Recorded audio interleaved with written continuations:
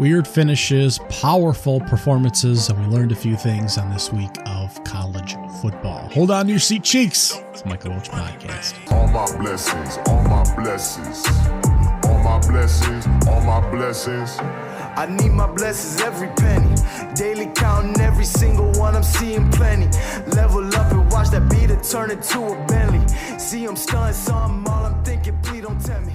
We had a lot of fun stuff, so let's just start right at the top of the top 25 with Georgia welcoming in the number 20 ranked undefeated Kentucky Wildcats, who they beat the life out of 51-13. They gave up a mercy touchdown there in the second quarter and kind of tuned out in the second half, but Kentucky put up a few more points there.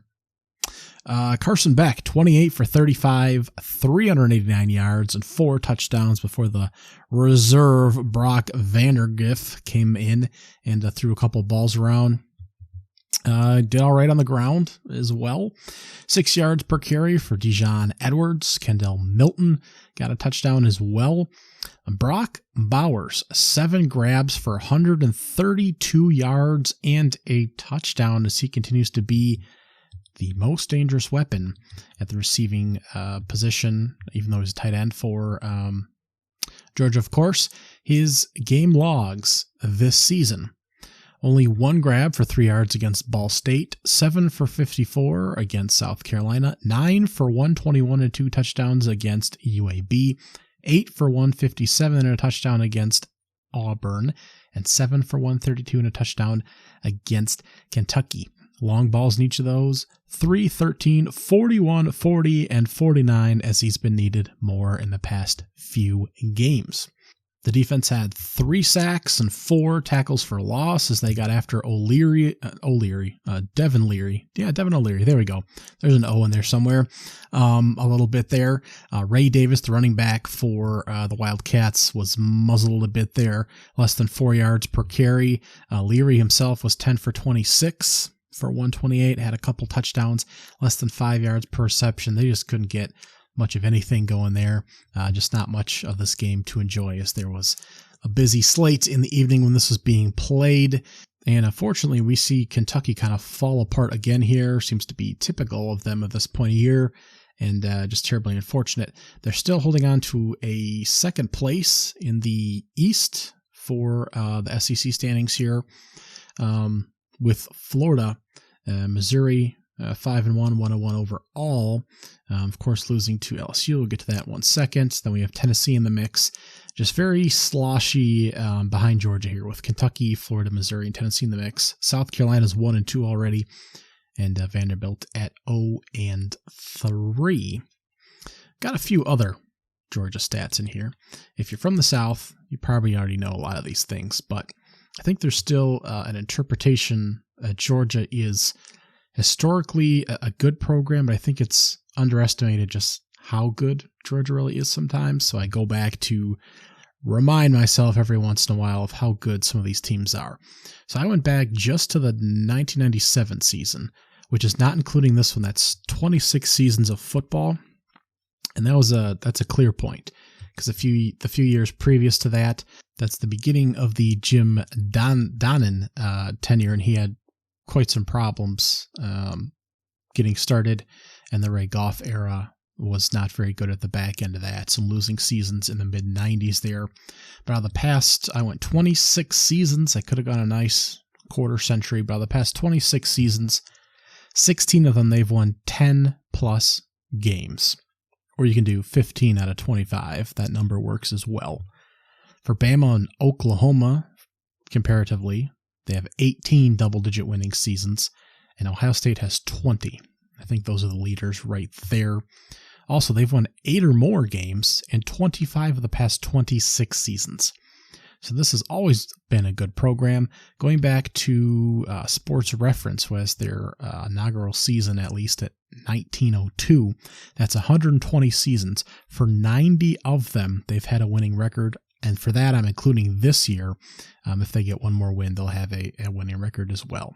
So including this season, 90 out of 120 seasons, they will have a winning record in Georgia football history, not including, of course, the 500 seasons. At the FBS level, that's 11th all-time right now. Let me see here. I think this is as of 2022, but that shouldn't impact too much here. Ohio State's number 1, Alabama 2, and a lot of that has been built on the last few years. And Ohio State and Alabama could go back and forth in the next few years. Michigan's right behind there, and they've got a few more losses, so that's probably not going to flip-flop within the next few seasons. Notre Dame's 4, Oklahoma's 5, Texas is 6, USC 7, Penn State 8, Nebraska still holding on at 9 with decades of past success, obviously, Tennessee 10, and then Georgia at 11.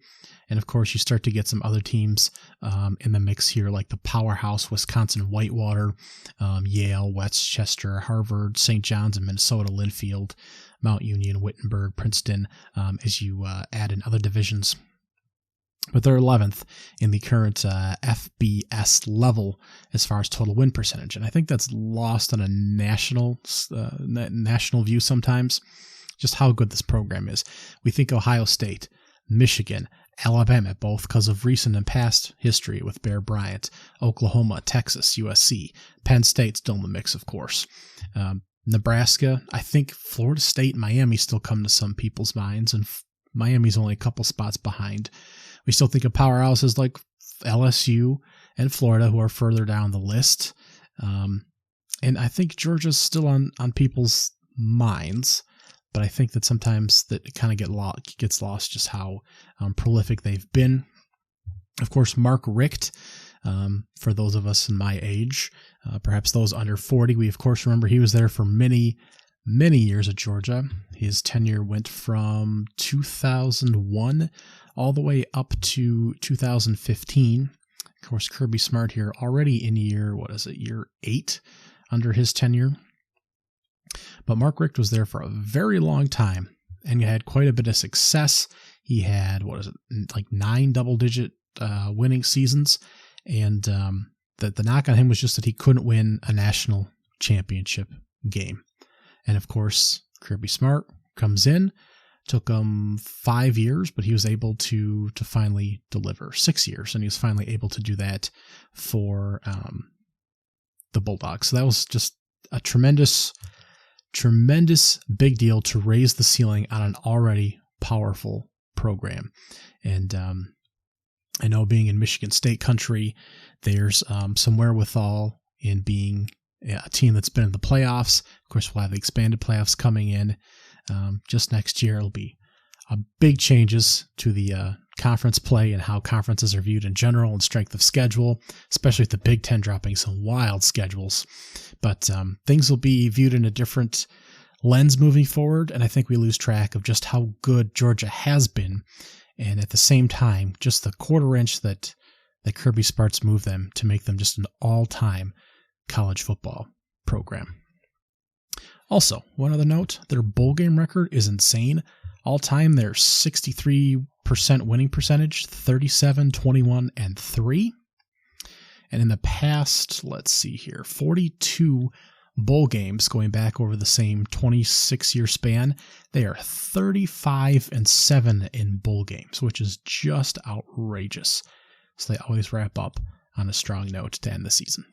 Moving along, number 2, Michigan throttled Minnesota 52-10 before dialing it back. They dialed it back in the fourth quarter a bit there. Minnesota's just not very good. Athen, the quarterback there for Minnesota, is 5 for 15 for 52 yards. A touchdown and a couple picks, including a pick 6 on the first possession for the Gophers.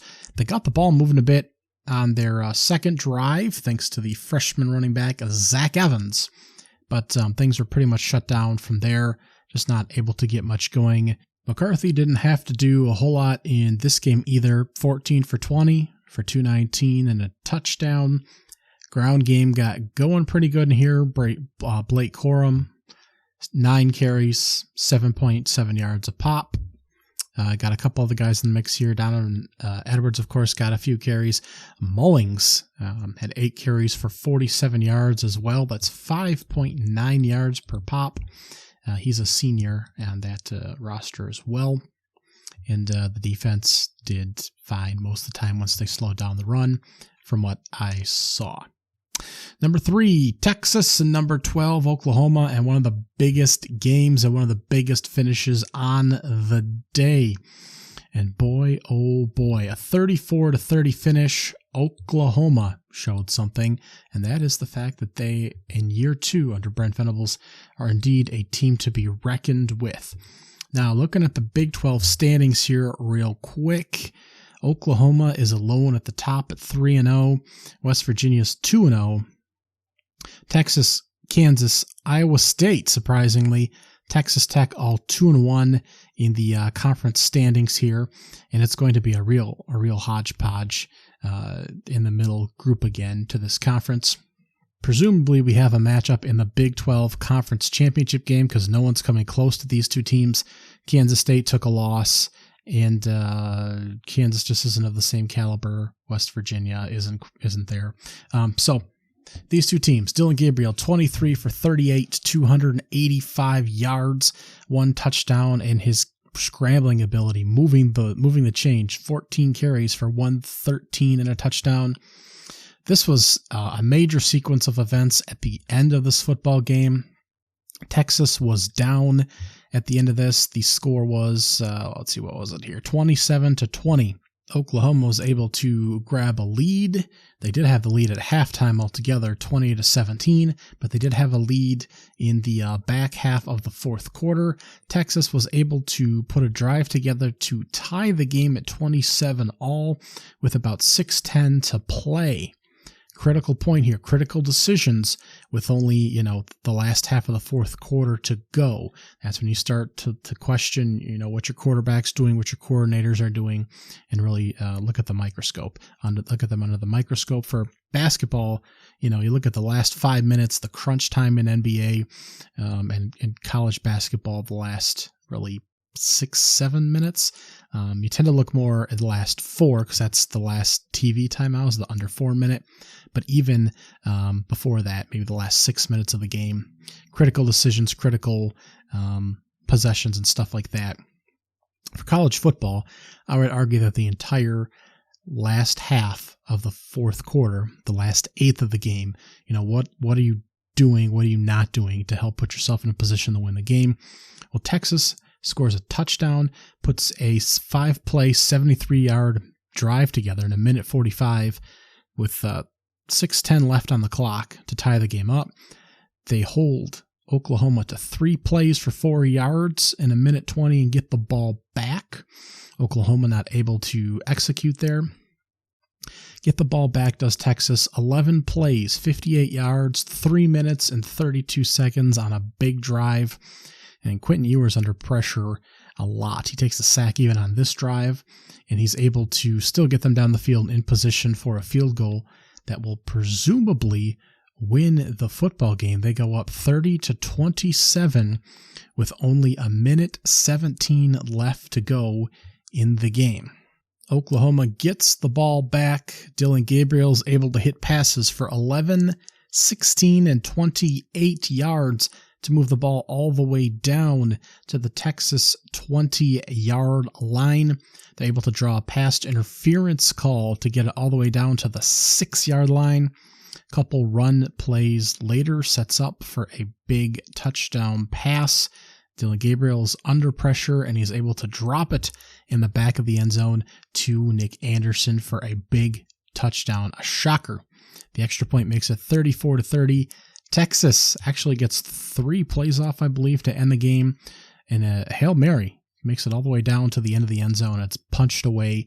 Oklahoma, after a horrid year last season, is able to hold on, and the Red River rivalry holding on to a grudge since last season, a 49-0 thumping, and they come back and get revenge on Texas, who some will contest was one of the best teams, if not the best team in college football entering the week. Now, Texas's defense, which, if you remember, was pretty awful not that long ago, they did have a sack in this game, 5 tackles for losses, knocked a half a dozen passes away, but they still gave up a whole lot to the Oklahoma Sooners. Quentin Ewers on the offensive end, 31 for 37 for 346, did a great job. 1 touchdown and a couple picks. He also had a fumble. He's still an excellent quarterback, but he still makes his mistakes. The running back, Jonathan Brooks, 22 carries for 129 yards and a touchdown. He's great considering they've lost two great running backs there, Bijan Robinson and Roschon Johnson, both going to the NFL there. The Bears taking Johnson, and of course Robinson going to the Atlanta Falcons. But they found another great back to run in his place. So the offense still able to click pretty good there. Whittington had 10 catches for 115 yards. Worthy had 8 for 108. But Oklahoma's defensive front, they had 5 sacks. They had 10 tackles for losses. They were very active. This was not a very good defense at all last season, and they were very productive and did a lot against Texas. And it was very impressive. That was particularly impressive. Dylan Gabriel does a great job moving the pocket, and you can't underestimate what he's done. He's been one of the most efficient quarterbacks so far this year in college football. He's completing over 72% of his passes. He's got 16 touchdowns and 2 picks. Perhaps he should be in the Heisman conversation after a big win like this. I think both defenses are legitimate threats when they play top-tier opponents. However, neither one will play a real good team on the rest of their regular schedule. Oklahoma's got Central Florida, Kansas, Oklahoma State, West Virginia, BYU, TCU. Half of those teams will probably struggle to make bowl games at this particular point in time. Kansas, of course, being the best team, and the best offense, quite frankly. Texas has got Houston, BYU, Kansas State, TCU, Iowa State, and Texas Tech, with who knows at the quarterback position there. So these are the best offenses each other is going to play all season, and they're not really going to be tested by any comparable competition the rest of the way, which is kind of too bad. You'd like to see what Oklahoma would do against a quality opponent, but that probably won't come until they play Texas again, and then once the postseason comes around. But still, they legitimately look like they could be one of the 10 best teams in the country, and Texas is still right there as well. Number 4, Ohio State finally takes the command of the Maryland game, 37-17. It doesn't happen until the third quarter. I still don't know about Kyle McCord.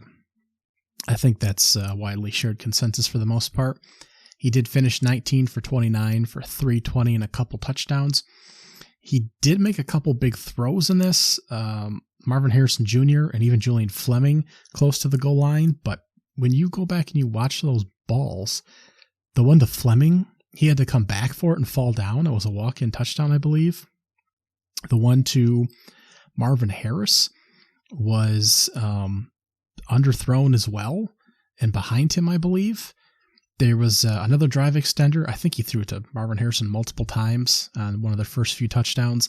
Another time there was a pass interference thrown to help them get down the field. And sometimes these great wideouts are just open, waiting for a guy to lob an open ball to them. So part of the difference between just becoming like a good quarterback and becoming the top level guy is being able to make the tight throws, the difficult throws outside the numbers, the tights in between defender throws, good reads, and I'm not sure he's doing like any of that right now. I'm still not really impressed with him at all. Tulia Tagovailoa and the Terrapins are still the best of the middle class in the Big Ten. 21 for 41, 196 yards, a touchdown, a couple picks, and it's just too bad because they were playing very well initially. Took a 10-0 lead, and it just kind of spiraled out of control from there. Just weren't able to hang with Ohio State, especially once the defense for the Buckeyes woke up a bit there. The ground game was not great for Ohio State. Travion Henderson did not play. 3 yards per carry for Chip Travenum. 20 carries for 61 yards. Just not good. After sack yardage, they had about 80 yards rushing, but just not good performance by the ground game. Harris finished with 8 catches for 163 and a touchdown. They're still looking like the third best team, I think, in the Big Ten behind Michigan and Penn State, depending on how you feel about those two squads. Number 5, Florida State bashed Virginia Tech 39-17. They jumped out 22-0 early, and that's where the bulk of the damage was done for Florida State. And I didn't watch a ton of this game, so I hate to watch that and say that they're really just did a lot of great damage, because they also had 12 penalties for 99 yards. They also tore apart Virginia Tech for 7.8 yards per carry, which is an abnormal amount, as they rolled up 282 yards on the ground. Trey Benson had 11 carries for 200 yards. That's over 18 yards per carry and 2 touchdowns. Travis had 18 for 24 for 170 and 2 touchdowns. They had a few drives that sputtered into not much, 3-4 play drives. They also had a couple explosive drives, 1-2 plays and a touchdown. So just a weird game. But I'm not sure it shows that they're just a dominant force either. Virginia Tech isn't the dumpster fire that they have been in past seasons, but they're not a world beater either. So I'm not sure that a 20-plus point win just shows that Florida State was firing on all cylinders, but just a weird game where the Hokies just couldn't stop Florida State at all on the ground. So they, of course, have better competition coming up. Syracuse and Duke at home, followed by road trips to Wake Forest and Pitt. So with Duke in a couple weeks, maybe no Leonard in that one, which will be unfortunate. But we'll see how they do against a little bit better competition coming up. Number 9, USC. Survived in 3 overtimes against Arizona, 43-41. Now, this has got a lot of interesting elements to it and was a heck of a game to watch. 17-0 was the lead for Arizona to start. Noah Fifta, the freshman quarterback, started again for Jaden DeLora, who's been out banged up. It's possible Noah will be the starter moving forward as well. In this one, he was 25 for 35 for 303 yards, 5 touchdowns, and an interception. He played very well. He had him up 17-0 early, hitting his big receiving targets. Cowing, 10 for 88 and 4 touchdowns. McMillan, 6 for 138. Had him rolling. Coleman at the running back position at 6.5 yards per carry for 143 yards, was tearing up the USC defense. And as they do, the Trojans stormed back from 17-0 and was able to come all the way back through the next 2+ quarters and outscore the Wildcats 28-3, taking the lead late in the third quarter to go up by 8 points. It wasn't until the fourth quarter, the back end of the fourth quarter, the Arizona was able to put a 10-play, 75-yard drive together to tie the game up. They were able to put 6 on the board and then hit a 2-point conversion, tying the game at 28 apiece. Coming down the stretch, they forced a 3-and-out by USC. Stunning that USC couldn't move the ball at all. And Arizona was able to get it back in crunch time with about 6:20 left to play. They burned 10 plays, 46 yards in just over 4 minutes, getting the ball down the field.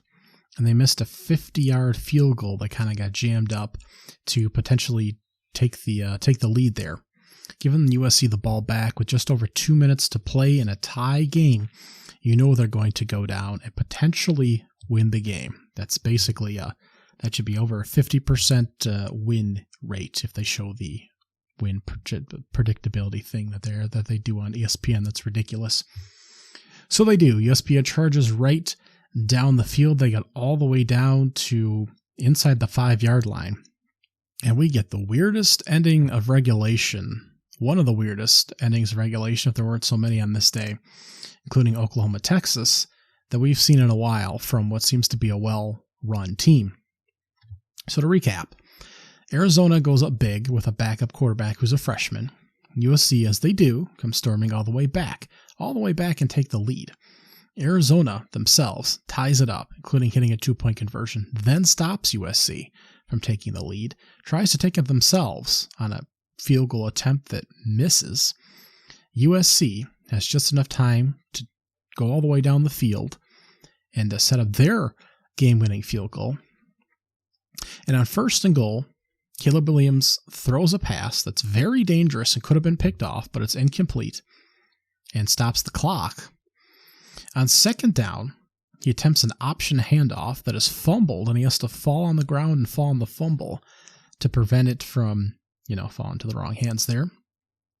Then with the clock running down, they have to get up and take a timeout. They think about spiking the ball, and they have 1 timeout left to use, and the clock's running down. You're like, hey, you just almost threw a pick, stop the clock, then you almost fumbled. Now you fell on the fumble. Now the clock's running down. Are you even going to get a chance to kick a field goal? Then the field goal attempt comes, and the snap is super high. The snapper has to stand up and grab the ball and place it down for the kick. Kick is blocked. Long snapper's hurt, and we go to overtime. Just a weird sequence in place that has the whole Coliseum groaning. So now we're in overtime. 3 plays, USC scores a touchdown. 1 play, Arizona scores a touchdown. Double overtime. Arizona scores first. Great job. They go on for the extra point. Except with the new overtime rules as of last season, you're now automatically in the 2-point conversion range. So Arizona has to go for 2. Coach doesn't even realize that. So he takes the field goal unit off and puts a team on to go for 2. They don't get it. USC goes out, scores a touchdown. They go for 2. Don't get it. So now we're in sudden death, triple overtime. You run 1 play from the 2-yard line. If both teams are tied after each getting opportunity, you go to the 4th overtime and you do it again. So USC runs their play. They run all their personnel to the left. Caleb Williams takes the snap, rolls right where nobody is to throw the ball, and there's no routes developing. And it's a super weird play to the point where one of the rushers coming over seems to slow down in going after him, or maybe both the guys seem to slow down. And Caleb Williams just slowly makes his way to the end zone and eventually just dives in and gets the 2-point conversion. It's not a touchdown anymore. It now counts for 2 points. And just very strange. So Arizona now gets their opportunity, and they run it to the left. And the running back ends up getting hit immediately and pushed so far back that he ends up about the 15-yard line, just completely blown up. I don't know why they ran a play that I believe they'd run multiple times in the game. I'm not sure why they took it out of the hands of their quarterback, who, freshman or not, had got them to that point the whole game. And you can question whether or not Arizona should have actually just gone for 2 points in the win in the very first overtime, when you actually have a choice whether to go for 2 or not. Just go for 2 in the kill right there. It's now popular thought process. You should just go for that.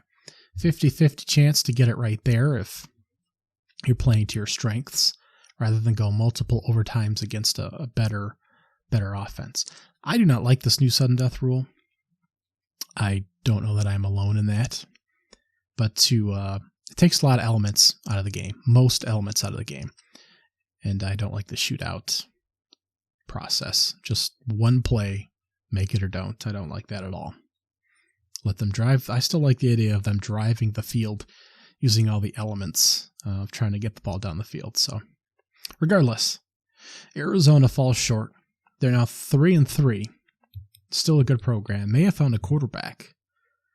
USC still standing at 6-0, but my God, does the defense look bad. The offensive line multiple times let multiple defenders in the backfield on a 3-person rush. They look atrocious at times. They've got Notre Dame this week. Then they've got Utah. Then they play at Cal, who's not to be slept on. Then they've got Washington, Oregon, and UCLA. It's not hyperbole to say they could lose all of those games. All of those games. They played San Jose State, Nevada, Stanford, Arizona State, Colorado, and Arizona so far. Arizona and Colorado hopefully will make bowl games, but none of the rest are going to. So this is just not... actually, between the rest of those teams, I don't know if they've won a handful of games. So USC, man, they've got to have some problems coming up. Notre Dame was ranked 10th, and they went on the road to Louisville. He was ranked 25th at the time. The Cards, 33-20, beat the hell out of Notre Dame. 5 turnovers to 1, so a -4 turnover margin for Notre Dame. Sam Hartman had 3 picks. Louisville, in addition to 3 forced turnovers there, 5 sacks, 8 tackles for losses, and they just made a real mess of things for Notre Dame, who rushed for 50 yards. Just a terrible, terrible showing there. Audric Esme had 10 carries for 20 yards. He was also off the field with an injury. I don't recall if he ever came back. They got Mitchell Evans involved a little bit, 4 catches for 71 yards and a touchdown. I think that was the late touchdown. And it was bad. It was bad from the beginning. Interception on the first drive for Notre Dame was turned into a touchdown. There was a fumble as well in there. And it wasn't until late that Notre Dame put another score on the board to even pull this within a couple scores there. So Jack Harlow celebrated on the sideline. Donovan Mitchell celebrated on the sideline. But Louisville, with a really good offense and just a really well-coached team, dominates Notre Dame after they've got a tough schedule with Ohio State and Duke. And next week they've got USC. That'll be an interesting game with both of these teams having some question marks. But that's next on deck. That's what's coming up for Notre Dame. 5-2 already. Still a good football team. Just a brutal stretch before their bye week in a couple of weeks here. And Louisville, again, the easy schedule continues here. Georgia Tech, Murray State, Indiana, Boston College, NC State, and Notre Dame down. Pitt is next, followed by Duke, maybe with a quarterback. Then Virginia Tech, Virginia, Miami, who we'll get to in a second, and then Kentucky, who was splattered. So this should be, you'd think, a 10-win team this year. The next big game was Alabama surviving Texas A&M 26-20, giving them a clear pathway to the SEC championship game at the moment. Milroe had to throw his way to victory 21 of 33 for 321, 3 touchdowns, and an interception. Not a good ground game at all for Alabama. Just over 50 yards rushing as a team if you take out sack yardage.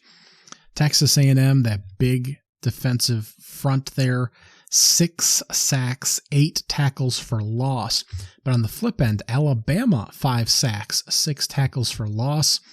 A lot of questionable decisions by Jimbo Fisher late. You can read all about those, certainly. They took a safety late. Alabama had an opportunity to scoop and score, to add another score to the board. And unfortunately, one of the defenders had a blindside block that brought the whole thing all the way back. I think that resulted in, was that a field goal? It certainly took a touchdown off the board for Alabama. So this margin arguably could have been worse, but ultimately the Tide pulled it out. 344 to 306 was the yardage advantage. Same number of first downs, exactly the same on third down conversion rating.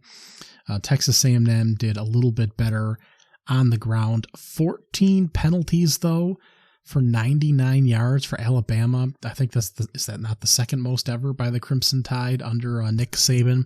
They need to get that cleaned up. It was, 9 pre-snap penalties? Just horrific. Horrific. Needs to get that better. And 2 turnovers versus 1 for for Texas A&M. And they still managed to pull out the game there. Max Johnson did not look awesome for the Aggies. 14 for 25, 239, touchdown, pick. Had some problems of his own. But they were in it. I mean, they were in it. But a missed field goal late in order to try and cut the margin. Arguably, they still should have gone for it to score the touchdown in the fourth quarter, and just some bad play, just some really bad play. Should have gone for it a couple times. It's just bad decisions all over for Texas A&M. They still had an opportunity to win this. They were up in the turnover margin. They were up in penalties. They didn't rush for a lot, but they also held Alabama to the grinder. Didn't allow them to run the ball at all. Forced Jaden Milroe to throw, which is exactly what you want to do. Not great with that, but he was able to get the ball down the field.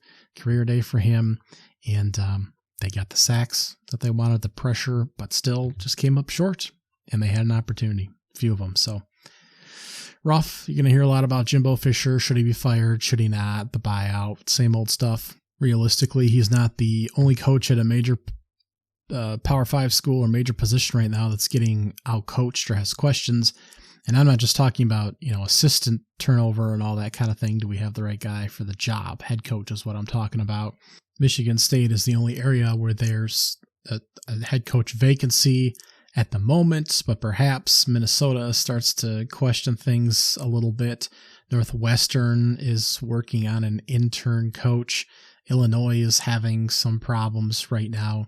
We got some heavy hitters. Clemson's got to be surveying what's going on right now. Notre Dame. Miami had a horrible gaffe, but the coach isn't going to be out there, but got to see improvements, I assume, moving forward. Florida is in year 2. Under Napier, got to wonder what's going on there. Mississippi State's going to be looking for a new coach. So big and smaller schools, or mid-tier, I guess, Power 5 schools alike. I think a lot of different institutions have questions right now, but Jimbo Fisher definitely at the top of that list. UCLA comes out of their bye, as does Washington State, and they head with the number 13 ranking to UCLA, and they get absolutely crunched. Dante Moore doesn't play great. 22 for 44 for 290, a touchdown and a pick. That's a real shame. They do get the ground game going with Carson Steele hitting 140 yards at 4.7 yards per carry, but they do have 3 sacks. They have 6 tackles. They do force, 5 turnovers? Their Instagram right now has a reel of all the turnovers, all the picks, all the first fumbles. 4 turnovers, I guess it is altogether. And they do a great job holding the Cougars to 2 of 13 on third down conversions, less than a yard per rush. I mean, it was UCLA's defense is much better this year. They might actually be, outside of Utah, might be the best unit in the Pac-12 in its entirety. Might be better than Oregon, Washington. That might be the best group. They certainly shut down Washington State. Not able to get much doing. Still not a particularly impressive UCLA group. Need to get quarterback and Dante Moore kind of figured out there. The Pac-12 standings right now. Of course, USC is 6-0 right now. Oregon and Washington State play this week. They're both 5-0. Then you have Oregon State there at 5-1, 2-1 in conference play. And then you have Utah at 4-1, UCLA at 4-1, and Washington State at 4-1. All of them are 1-1 in conference play. And then you drop off to the Colorado, Arizona, California, middling level there. As of right now, they're all 1-2 in conference play, and then Stanford and Arizona State at the rather stinky bottom there. So again, 6 teams hovering in this top layer at the moment, although with USC being 4-0 in conference play and Utah, UCLA, Washington State sitting at 1-1 at the moment, there's a big discrepancy in the standings there. We still have to differentiate, whether some of these teams are clearly head and shoulders above others. And I'm thinking Oregon, Washington types, since Utah's still got quarterback problems. Oregon State, Washington State still don't necessarily look up to the level of Washington and Oregon, and USC's defense is going to be a real shot in the foot. So, but we'll see. Oregon and Washington play each other. Not necessarily that they'll be a barometer of the rest of the league, but they'll play each other, of course, this Saturday. North Carolina, 40-7 over Syracuse. They come out of their bye and promptly blow the hell out of the Orangemen. Not a lot of problems here for Drake May. 3 touchdowns and a clean game, 442 yards, 33 for 47. They also get it done on the ground. Amarion Hampton, over 5 yards a carry. Drake May also has a touchdown on the ground as well. So great job there. A couple receivers over 100 yards apiece. I guess May did have a fumble in this, forgot that one.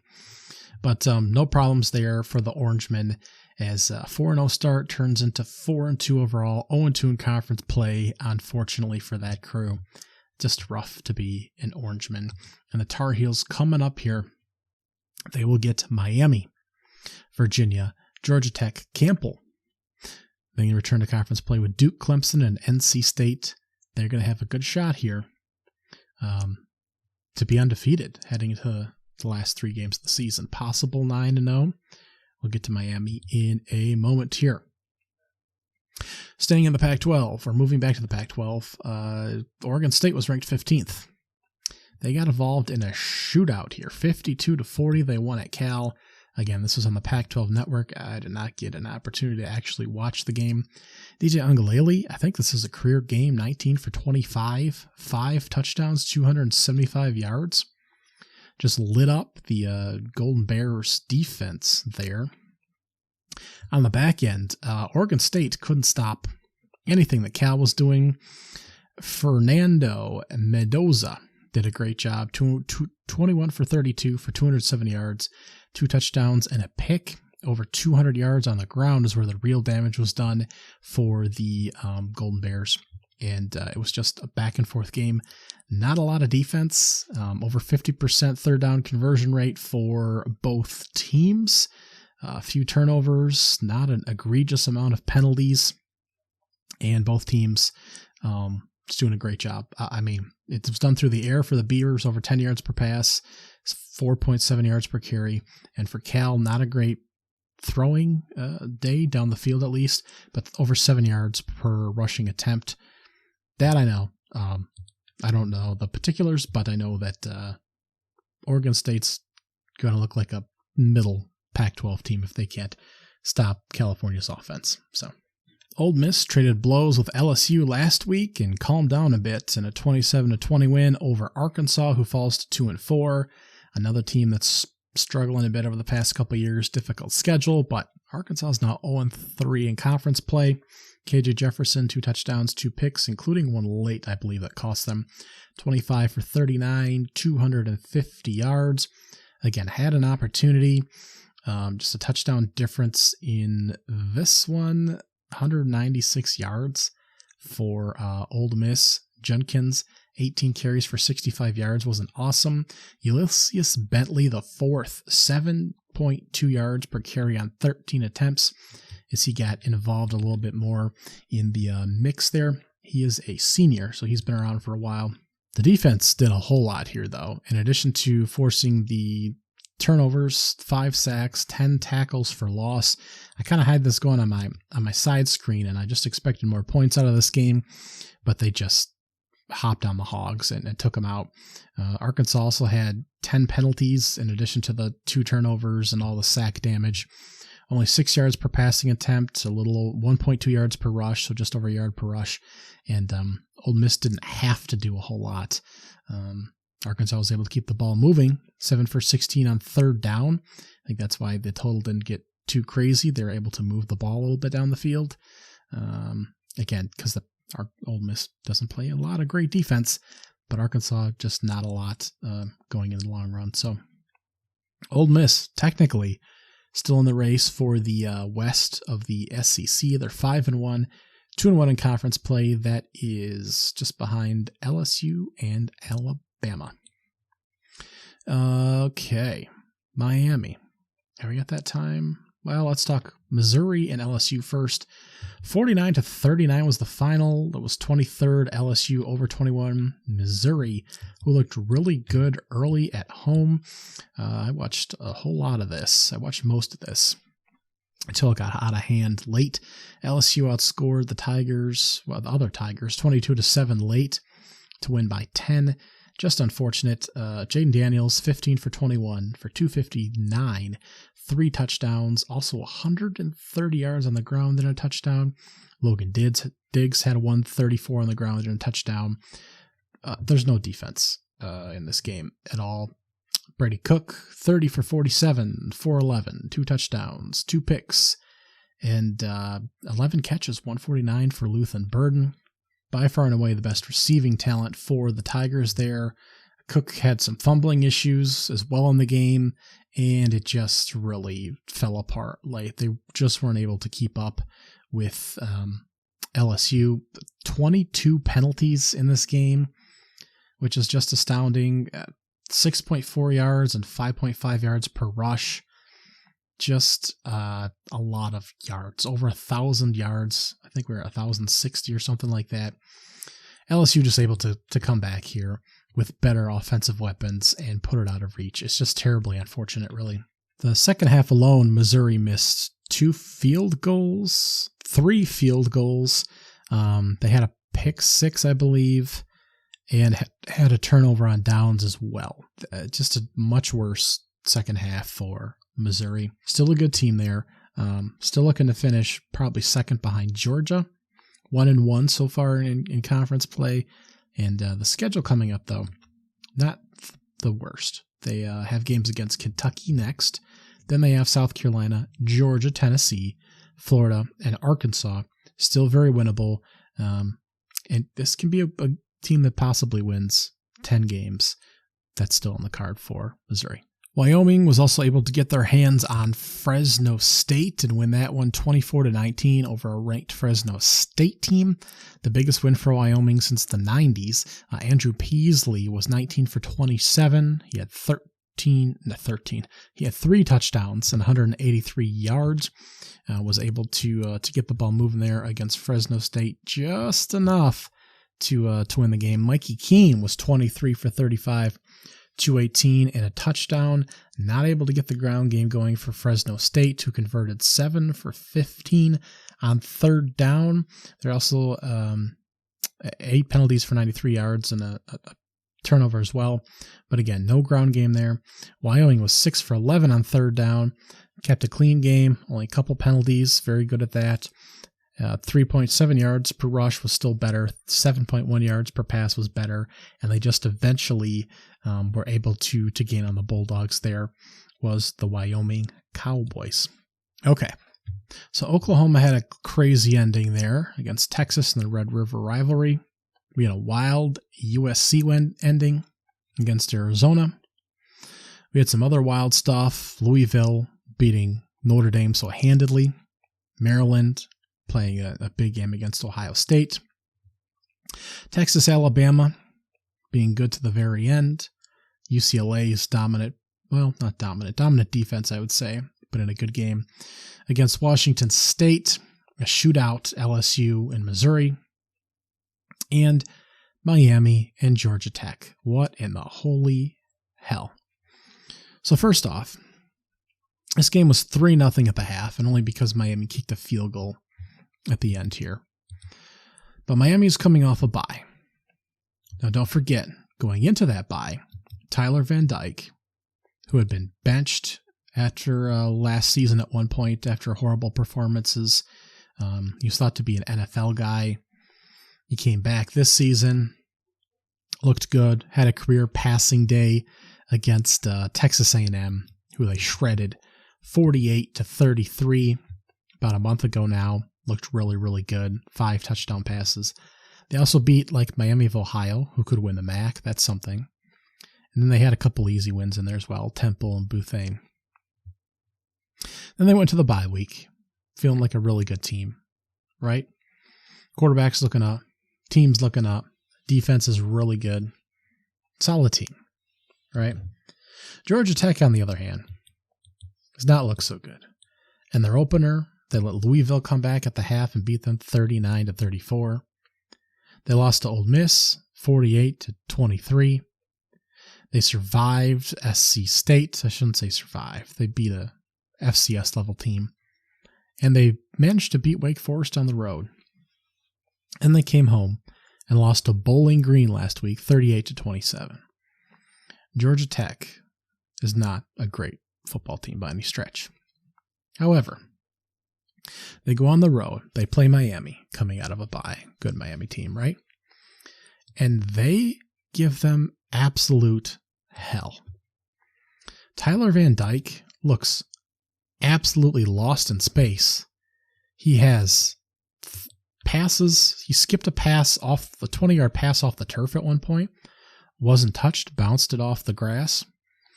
Has the fans booing, or at the very least groaning loudly. The broadcast crew is very confused. He throws a ball in the end zone in a triple coverage that's picked off. I mean, both teams are doing that. Georgia Tech does have transfer Haynes King in there, the former Texas A&M Aggie. He's been banged up over the past couple of years and eventually transferred out of the program. But he, former at least four-star quarterback. But, man, he looks horrible. The team can't move the ball at all on offense. They're turning it over. Georgia Tech is moving it a little bit on the defensive end, although the defense is able to ultimately get stops and get the ball back. And that's all before half. In the second half, things get going a little bit. It ultimately turns into a 20-17 Miami game late in the fourth. And Miami's got the ball. They can actually win the game, have it in their possession. All things are going to be fine, right? This was a 19.5-point spread at one point for Miami. All they have to do is take a knee, survive the game. They won by 3. Whatever, right? Throw it aside. We sucked. We'll figure it out later. And has been all over the place, all over the college football world now. Mario Cristobal decides not to take a knee and run out the clock. It's instead handed off. Running back fumbles, gives Georgia Tech the football. Georgia Tech runs, I believe it's 3 plays, gets the ball down the field, and ultimately wins the game when Haynes King pitches his only touchdown of the game. He finished 12 for 25 for 151 yards, a touchdown and a pick. And Georgia Tech only had 250 yards of offense. About a third of it came on the game-winning drive. But a 44-yard touchdown pass dropped into the hands of Leary, his top receiver. And they scored a touchdown with 1 second left to take the lead. And it's not the first time Mario Cristobal's had this problem. Has been posted all over the place now. Back in 2018 when he was at Oregon, he did the same thing. Didn't take a knee when he should have against Stanford. Ultimately lost the game that went to overtime. Horrible decision to not take a knee. You had the game won. It was won. It wasn't a question. You just had to take a knee. And cost them the game. They're now 4-1. They look bad. The quarterback looks bad. The defense doesn't look good. And the roster has to be questioning their head coach right now. Tyler Van Dyke was 24 for 36, 286 yards, 1 touchdown, 3 picks, 1 ball skipped off the turf that was untouched, and interception in the end zone and triple coverage. Not good. Restbro, top receiver, 13 targets, 12 catches, 144 yards. But just a real bad game, real bad luck for Miami overall. And Georgia Tech's 3-3. Got to be pretty thrilled about that. That actually puts them 2-1 in conference play. That actually puts them in 5th in the ACC right now and drops Miami down towards the bottom. Georgia Tech could make a bowl game. Boston College at home, Syracuse at home, Virginia on the road are all on the schedule, as are North Carolina, Clemson, and Georgia. So this was actually a massive win for them. Miami's got a road game to North Carolina next, then Clemson at home. Then they get Virginia at home, and then they play at NC State, at Florida State, home against Louisville, before ending at Boston College. There's a lot of opportunities to catch losses if they can't figure out what in the hell just happened in that game. Not just in how it ended, but that entire dumpster fire of a performance by a good chunk of everybody involved. The roster, the head coach, everything was a disaster. Touching on a few other games, I don't know if anyone caught the Thursday night Liberty holding off Sam Houston State at the goal line there. Sam Houston State's now 0-5 in their first year at the FBS level. Their losses, though, 14-point loss at BYU, the Big 12, 10-point loss to Air Force, who could win the Mountain West, smashed by Houston, lost by 7 to Jacksonville State, who could win the Sun Belt, and the other team that could win the Sun Belt is this Liberty squad, who they had a real opportunity to beat. So Sam Houston hanging in, and, maybe not a bad idea to look at them covering the spread in some of the games they have coming up. Oklahoma State on Friday night came out of the bye, as did Kansas State, and Stillwater was bumping as they smashed Kansas State 29-21. Really wasn't that close.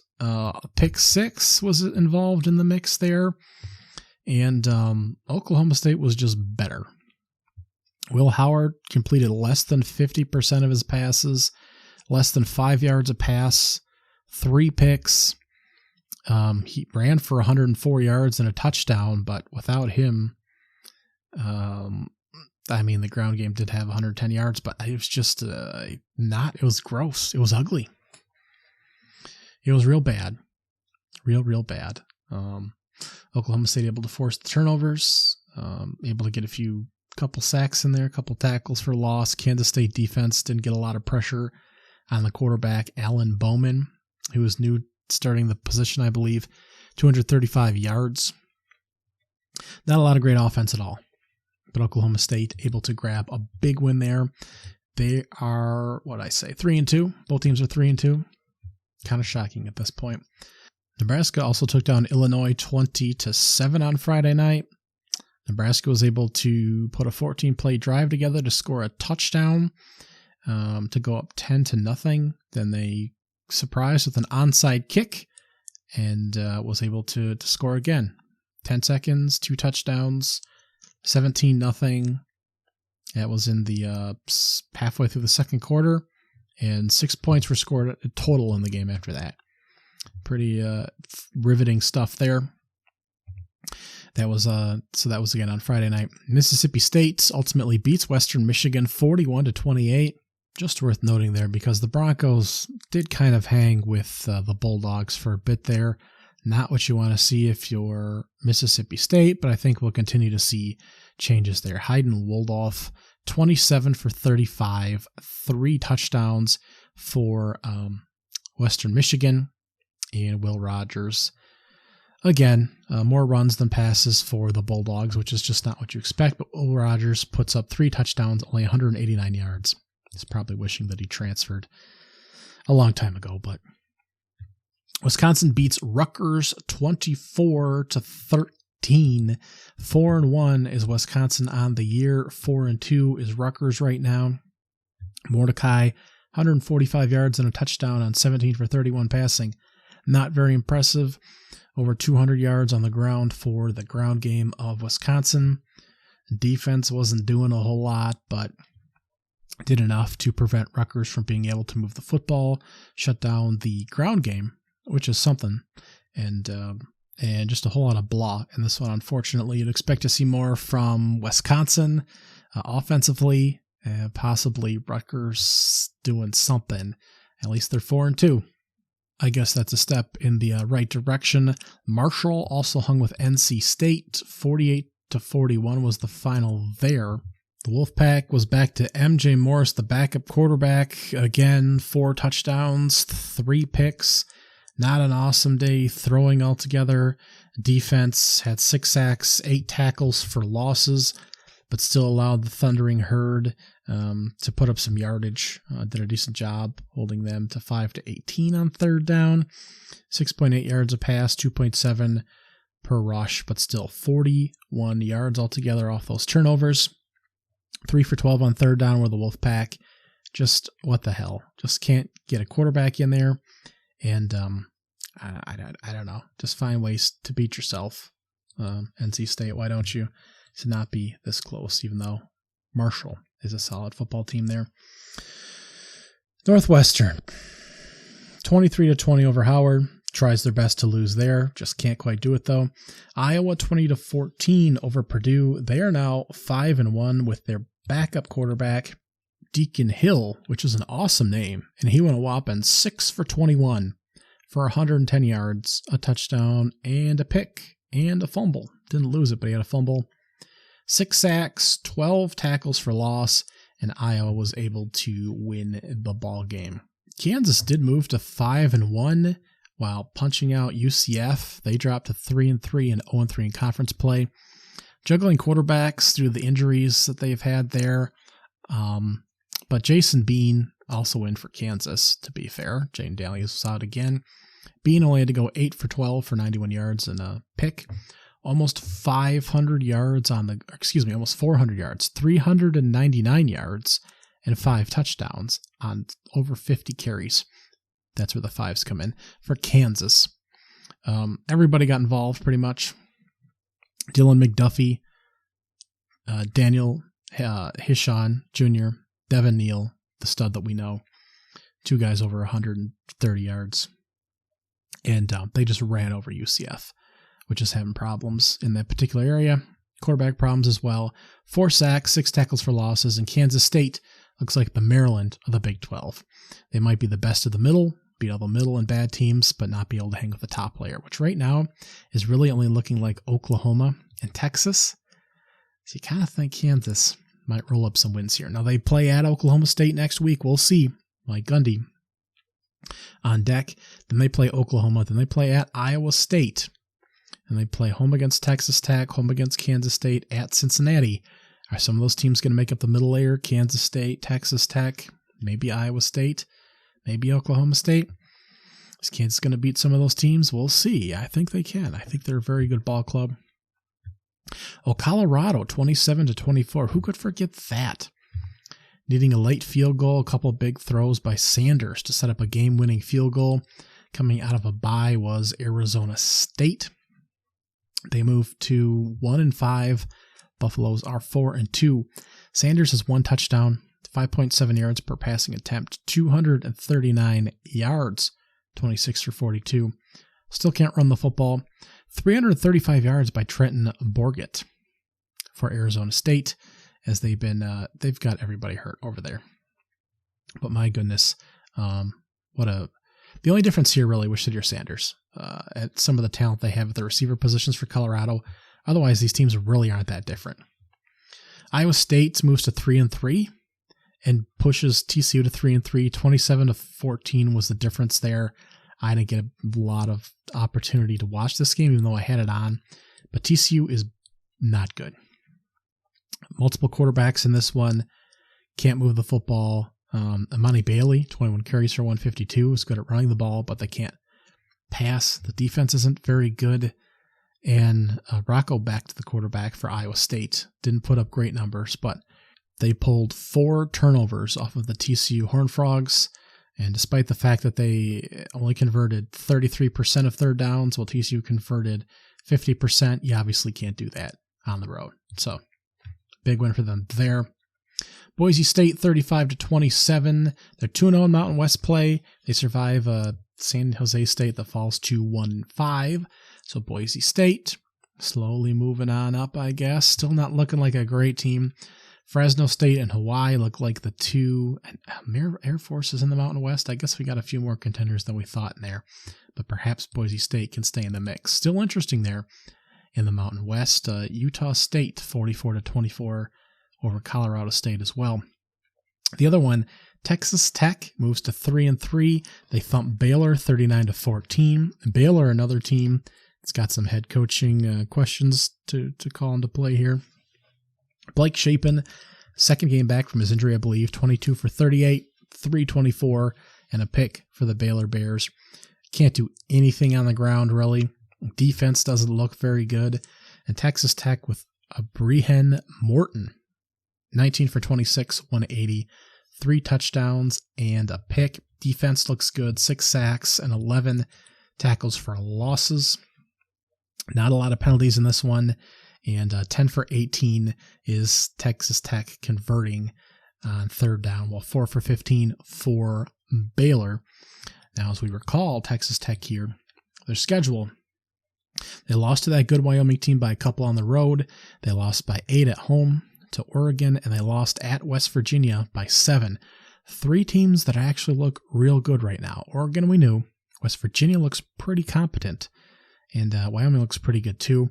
Perhaps the expectations as Texas Tech being maybe a top 4 Big 12 team were a little high, but this could still be a very good ball club. They beat Tarleton State, Houston, and Baylor, which is not much to shake a stick at. But they'll have other opportunities here. Kansas State at home, at BYU, home against TCU are the next 3 on deck. Again, not sure what to make of Kansas State at the moment, but I think those are all winnable games. The last 3, though, at Kansas, home against Central Florida. Still think that team can figure some things out. Maybe not. And at Texas. So at Kansas, at Texas, 2 of the last 3 there. This team can still win some games, right?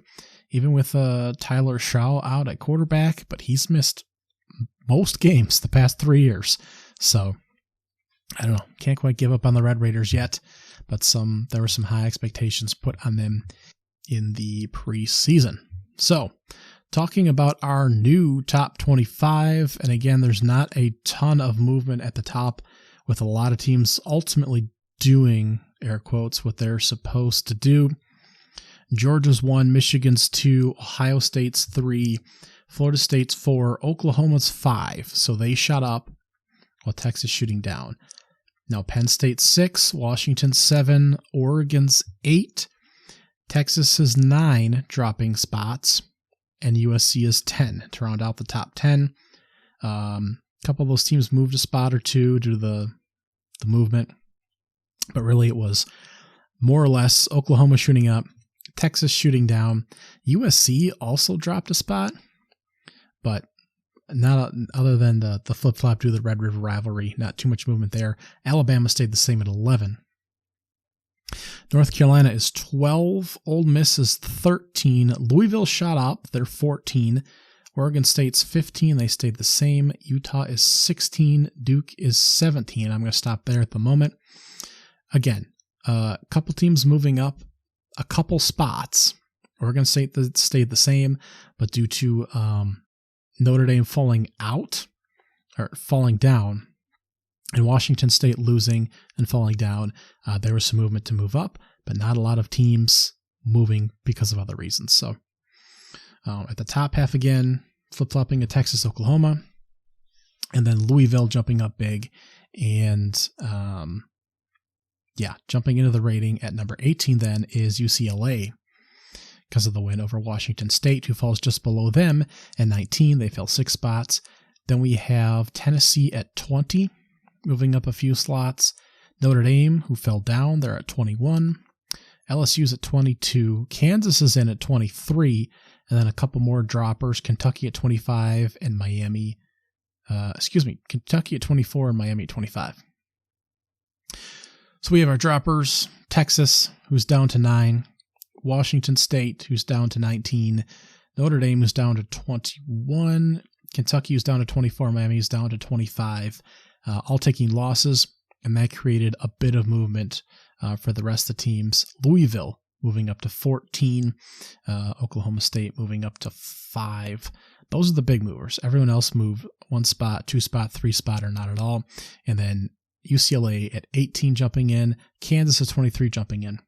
The 2 that fell out were Missouri, who was ranked 21st, and Fresno State, who was ranked 24th. Now, they are, let's see here. So Fresno State, I don't even see receiving votes this week, which is actually strange. I don't think they're that bad. But Missouri is technically then 26th by votes received, followed by Wyoming, Air Force, who was on bye this week, I believe, Wisconsin, and Tulane.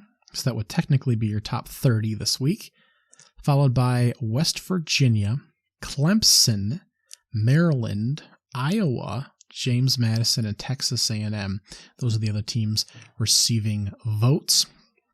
Now, James Madison still doing a steady job there. They were off this week. Maryland, even at a loss, received a few votes, was still good. Iowa, man, 7 votes for them. Clemson still hanging in, but far from the top 25, as they probably should be. They could have lost to Wake Forest this week. That was not a great showing for them. Wake Forest had an opportunity to win that game. Not super exciting there, but Clemson able to hold on. I don't even think I went over or through that game. Or Clemson was able to hold on against that one. Otherwise, they would have had 3 losses halfway through the season. And Wyoming, Air Force, Tulane, not too far from making it into the top 25. Get myself all situated here. Okay. According to my carefully curated notes that often I forget to spell check, so West Virginia looks like West Virginia. We have games starting on Tuesday, continuing our 50-day streak of football every single evening. So Tuesday, Tuesday is the exciting day. We have Louisiana Tech heading on the road to Middle Tennessee. The Blue Raiders are struggling just a bit this season. They're sitting at 1-5, so they'll be hosting Louisiana Tech at 3-4. However, they are favored at home here against the Bully Dogs, who fell to Western Kentucky last week. That is a Conference USA game. That's at 7 o'clock on CBS Sports Network. 7:30, we have 2 good games. One of them is on ESPN2. That's Appalachian State hosting Coastal Carolina. Coastal Carolina's defense is absolutely atrocious, and Grayson McCall is struggling a bit this season as well. They're 0-2 on the Sun Belt Conference, 2-3 overall. Appalachian State's favored by 6 points at home. They're currently sitting at 3-2 and 1-0 in the conference right now, and they are not an awful team. Lost by 3 points at Wyoming and 6 points at North Carolina. They did struggle to win at Louisiana Monroe last week, though, but keep an eye on an interesting game there. However, the big one, Jacksonville State is sitting at 5-1, and they're hosting Liberty, the Flames, who's sitting at 5-0. Both of these teams 3-0 in Conference USA, probably the 2 best teams in Conference USA, both playing out of the East divisions. This is a big divisional battle at the non-Power 5 scale. Liberty is favored on the road with a 56.5 point over-under.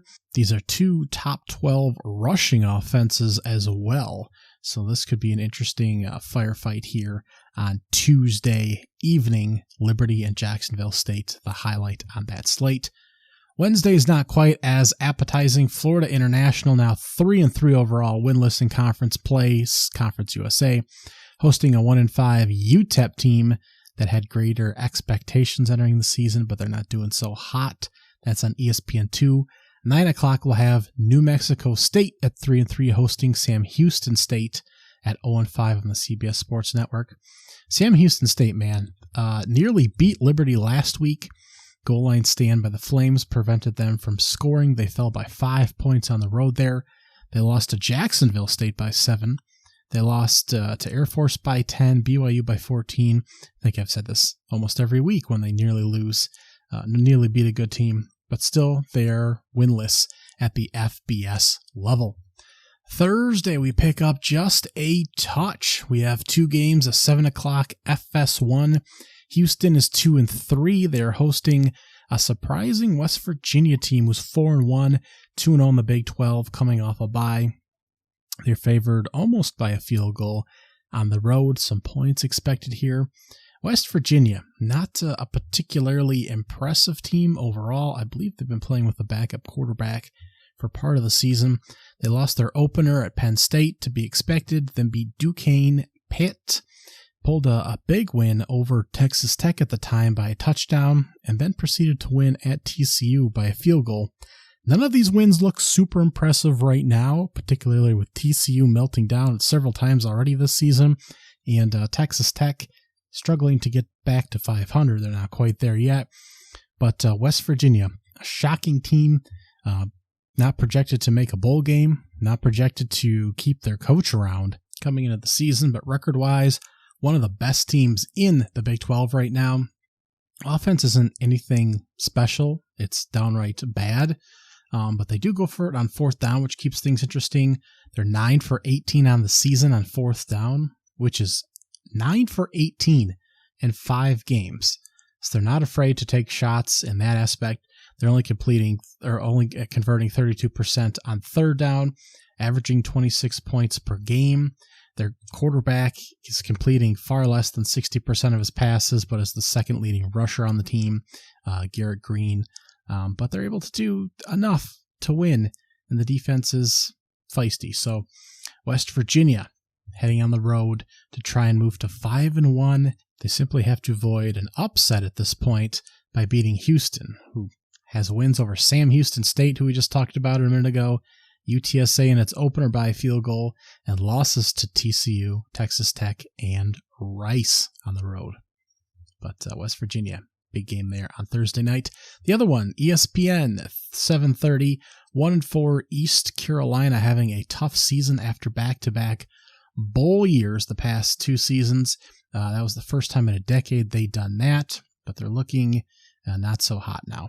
SMU will be heading there. They are 3-2 and looking to move to 4-2 and 2-0 in American Conference play. They're favored by almost double digits. Still a prolific passing attack there for the Mustangs. They have wins over Prairie View, Charlotte, and Louisiana Tech, which aren't impressive. They hung with Oklahoma for a while there. They did lose to TCU, which looked real bad, obviously, looking back now. But they're still averaging a good chunk of points per game, 32, which is decent.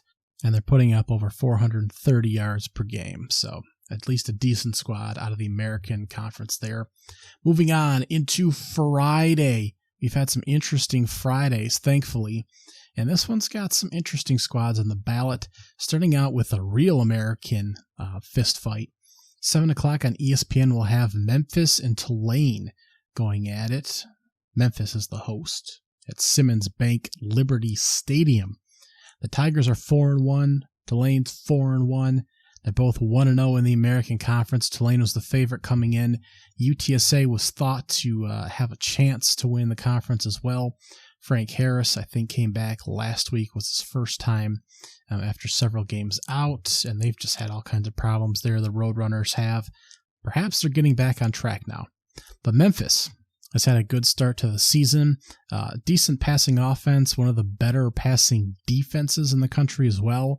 And Tulane's really good on both sides of the ball. If Michael Pratt wasn't hurt, perhaps they beat Ole Miss earlier in the year. And this is a team that's ranked and more in the eye nationally.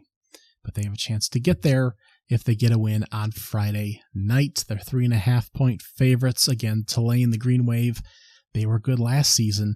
They beat USC at the end of the year. They lost a couple pieces. They're getting back there, and just a good football team. Memphis I don't think is quite on that level, but this is a really good game on Friday night. Utah State will be hosting Fresno State. They'll kick off an hour later, scheduled for 8 o'clock Eastern Time on the CBS Sports Network. We saw Fresno State fall to Wyoming. Of course, the Cowboys always have a good squad there. And Fresno, favored to win the Mountain West after looking good the first couple weeks, knocking off a few of the low-level Power 5 teams pretty comfortably. But they will have to play the top passing offense in the Mountain West, and they will bring their top 20 nationally ranked defense on the road with them. They're favored by almost a touchdown. 60 points is about the over-under right now. We could see quite a few of them in this game as the Bulldogs try to get back in the mix for the Mountain West. Both teams are 1-1 right now. 10 o'clock now. Last week, you didn't hear a whole lot about Deion Sanders. The game was stolen away on the Pac-12 network. This week, you get him at 10 o'clock on Friday. They're favored by 12 points against a god-awful Stanford team. These two teams are bottom, I think, 12 defenses in the... Stanford is... they're bottom 11 defenses, technically, nationally. So, Stanford's coming off a bye. Maybe they'll be a little better than the 1-4 team that they've shown so far this season. But Colorado will again have a chance to grab a win here and move to 5-2. We'll see what Stanford can do against the back end of Colorado as well. Not sure what to make of this one. Surprised a little bit that Arizona State hung around against Colorado last week. However, the defense of Arizona State was able to get some pressure on Caleb Williams in the USC game the week prior. So maybe there's something to that, but they were so banged up. Stanford has had some injuries of their own, and again, the quality of play just hasn't been there. But we'll see. Colorado's got to put some points on the board, stop somebody. Stanford's the measuring stick in the Big 12 right now. You got to beat them by like 30. And a line of 12 at home is not very inspiring. So let's move into Saturday, October 14th, your noon slate. And it's okay if you're a little sluggish getting up on Saturday because you stayed up to watch Colorado. Or if you're slow to get to the noon games at all because you're picking pumpkins or hanging spiders or whatever the hell you're doing. Baking pumpkin cookies, I don't know. But the noon slate is a little light yet again. 10 games, 5 ranked teams playing, no top 25 teams will be playing each other. Your top watch is number 11 Alabama hosting Arkansas. This is on ESPN. We know the Razorbacks are 2-4 and 0-3 in SEC play, struggling mightily, and that describes Alabama's offense that finally started clicking last week. Now the line on this is nearly 20 points, but that's a common occurrence in a lot of these games. Not a lot of stuff going on in the noon slate. So if this is a skipper for you, that's fine. I'll be keeping an eye on most of these regardless, as I do. But Alabama hosting Arkansas, just to see if Alabama's able to finally put a team away with a good offensive, cohesive offensive game plan, and whether Arkansas, a rival, can kind of put the pieces together or hang on and not fall at 2-5, because that could spell the end of Sam Pittman there at Arkansas, which would be unfortunate. Some of his interviews, I think, shows that he's a really good guy and can really relate to players and some of their mental health issues and things that go on today, the things that NIL bring about. So that would be too bad. But it's going to be a rough noon for the Arkansas Razorbacks. Your channel flippers then. I've got number 4 Florida State at 5-0, of course, hosting Syracuse, who is 4-2. And we've seen this before. Syracuse, the Orangemen, rolling uphill and then rolling back down. 17-plus point line at the moment right now. Florida State, though, still don't have a lot of super strong confidence that they can... they're missing gear sometimes when playing teams. I just don't think it's a national championship team. I don't know how else to put it. I would argue North Carolina actually looks a little bit better right now, and I still don't know if they beat Clemson necessarily in a rematch. It's still like a coin flip game. So Syracuse, we'll see. They still have some injuries. They got bludgeoned last week by North Carolina, but this is one worth flipping over just to see if Florida State is able to hit the gas and do the same to the Qs, with still a good, well-coached team there. I only put one other pairing in the channel flip category, and it's actually the ESPN2 game. These teams made ESPN2, and that is the Sun Belt battle between James Madison hosting Georgia Southern and Harrisburg, Virginia. James Madison, of course, bumping up from the FCS level to the FBS level, highest level here of college football. Just last season, had a lot of success, not eligible for a bowl game. I honestly don't know if they still are this season. However, they're a win away. They're playing Georgia Southern, good football team, a team that was good enough to beat Nebraska last year, which is still saying something considering Nebraska had Power 5 type talent on its roster. But Georgia Southern is 9th in offense this season. They have a solid quarterback there in Davis Brin, completing 70% of his passes. The James Madison kid isn't too bad either, so a couple decent quarterbacks at the non-Power 5 level there. Jordan McLeod has 11 touchdowns and 3 picks on the season. Can run the ball just a little bit as well. So a couple of good quarterbacks there. But Georgia Southern has been run really well by Clay Helton, the former USC Trojan coach. Been a couple other spots as well. So usually when you get one of those former Power 5 coaches at a lower level squad, he's able to get some things going. And then James Madison's coach, Kurt Cignetti, who spent some time as an assistant at Alabama years back, and was head coach at Elon as well. Has a great 113-34 record overall as a head coach, and is doing quite well with James Madison as well. So it should be a well-coached, good football game between guys that know what they're doing, even if it's not Power 5 football. And again, lots of good teams actually at the Sun Belt level, and it's been that year for a few years now. Even as a conference that they've accepted a number of FCS level teams coming up, some of the lower level teams like Conference USA has absorbed as well. They still had some good talent and good coaching there. Appalachian State, Georgia Southern, Marshall's moved over there now, and James Madison, and just some really good play there in the Sun Belt. So the rest of the teams here that are in the notable category, you do have your Georgia Bulldogs at Vanderbilt. The Commodores are currently 2-5. That'll be the CBS game, as you get to watch Georgia beat the hell out of them by 30 points. If that's your cup of tea, you get to see Michigan, who's ranked number 2, host Indiana on Fox. The Hoosiers are 2-3. The defense is not bad. Because of the way Michigan's been bludgeoning teams the past few weeks, this line's all the way up to 34. So if Michigan can do that to Indiana, I think that actually shows something. Like they can do it to an Ohio State or a Penn State. Indiana's a decent defense. I don't think it's a step above what they have been playing. Probably still a step below, obviously, Ohio State and some of that talent with the recruits that they have there, but it's still a step up. Nebraska was supposed to be that, but they just beat their face in, and Minnesota is not as good as they've been in past years on the defensive side of the ball. So Indiana will be interesting. It might take a quarter or so for Michigan to get going against that team like it was in a few games earlier in the season. Purdue will be hosting Ohio State. Purdue's 2-4. Ohio State's, of course, number 3. This is the Peacock game. This has dropped below 20-point spread. I just, again, don't have a lot of faith in Ohio State's quarterback there. I don't know if Travion Henderson's coming in. The defense is good, and the offense seems to be a step behind. Of course, great wide receiver talent seems to be what's holding things together for Ohio State right now.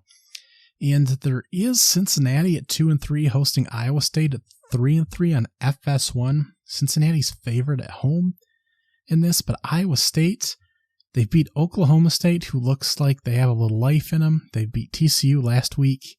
They beat Northern Iowa, which isn't anything special. They did lose to Ohio on the road. They lost to Oklahoma pretty handily. They lost to Iowa. I don't know if Iowa State actually has something or not, but I don't think Cincinnati does. They have 2 wins, only 2 wins, and they came over Eastern Kentucky and Pitt on the road. They themselves lost to a MAC team in Miami of Ohio. They hung with Oklahoma for a while. They weren't thumped by them, and they lost last week on the road at BYU, so I can see why they're supposed to be a little bit better and at home. I don't think either of these teams are fantastic, but that game is on. Cincinnati favored by a little bit at home. And this one slipped my notes here. Goodness gracious. But Rutgers at 4-2 will be hosting Michigan State at 2-3 on the Big 12 Network. Rutgers is favored by 5.5 with a 40.5 point over-under. So low scoring, and Rutgers is still favored by a solid margin. Not just a home field goal number there. So don't know about that. Michigan State, no faith in there at all, because Rutgers' offense is not very good, but their defense looking like it's expected to cause Michigan State some problems. The afternoon slate has 18 games, 6 ranked teams, 1 top 25 matchup, and it's the big one. It's the top watch of the entire day. It is the Washington Huskies and the Oregon Ducks on ABC at 3:30. 5-0, both teams are. Number 7 and number 8. Michael Penix has almost 2,000 yards passing. He's at 1,999, 16 touchdowns and 2 picks on the season. Bo Nix has been a force for the Oregon Ducks. He's done a lot of damage as well through the air, 80% completion percentage, 15 touchdowns and 1 pick. And he's also Scooby-Dooed and ran for a touchdown as well. He might do a little bit more ground running as it's needed as well moving forward. He certainly did last season, but these are probably the best two teams in the Pac-12, and this could have big repercussions moving forward. I'm just thinking the loser of this game, both of these teams could lose a game outside of this one, so the loser of this game would presumably have 2 losses somewhere down the line and is not guaranteed a spot in the Pac-12 championship game, so it's a big deal to win this one. So USC is 6-0 right now, Oregon and Washington 5-0. Oregon State's next up at 5-1 and 2-1 in conference play, followed by Utah and UCLA, and Washington State all at 4-1 and 1-1 in conference play. All have their issues though. UCLA struggling right now on offense with Dante Moore. Utah struggling on offense, just dead stop. Cam Rising will be back this week, maybe, finally. Washington State and Oregon State presumably don't have the firepower to keep up with Washington or Oregon, and USC seems to have some real big defensive problems and are just not going to be able to compete at a high level. Of course, all those teams could have a say in who actually goes to the Pac-12 Conference Championship game to compete for the title. Now, Washington is first in passing yards at 446 a game, third in scoring at 46 points a game. They're 27th in points allowed, only giving 18 points up per game. Their rushing offense is 104th in the country, so they don't run it as well. Oregon is 10th passing offense, first in scoring, 8th in rushing, 5th in points allowed. Just a team that's measured up in better statistics right now. Their schedule, of course, a little bit easier. They won at Texas Tech. Of course, they played Colorado and crushed them. Portland State, Hawaii, and Stanford were the other bodies. Washington played Michigan State, who they thumped. Cal team that seems to be decent. An Arizona team that's pretty good, quite frankly. Boise State as well, and then Tulsa. So Washington's really played a more difficult schedule, quite frankly, at this point, regardless of how you feel about a couple of those squads in there. Washington has a little bit worse pass defense, although some of that could be equated to part of the complete teams that they've played overall. Of course, Oregon did get to play Sadir Sanders, one of the better passing quarterbacks in the country, but of course some of the other passers they played in there weren't so good. They do have a top 5 defense, but Washington seems to be more susceptible, possibly on the back end. And Oregon has a much better sack rate as well, pressure rate. And Washington is one of the worst in the country, so that could very well be the defense with Oregon going on the road here. But it'll be just phenomenal to see whether Washington's offense can really come through, not that Oregon's is any slouch, or whether Oregon's a complete team, how much Washington's improved. Again, both of these teams, 2 at the top of the class last year. Washington got left out of the Pac-12 championship game due to tiebreakers. Oregon fell a little short.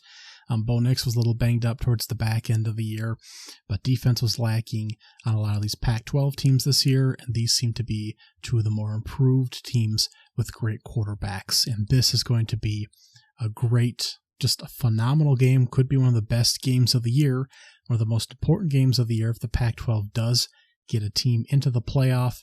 And this one is at 3:30 again on ABC, the top watch of the day. Now, there's several decent channel flipping options. I'm going to start with the 3 o'clock Pac-12. Utah's back off the bye. They're ranked 16th. They're hosting California. They're almost 2 touchdown favorites. I think Cam Rising's going to be back. We know the defense is one of the best in the country. They force turnovers. They can score off turnovers.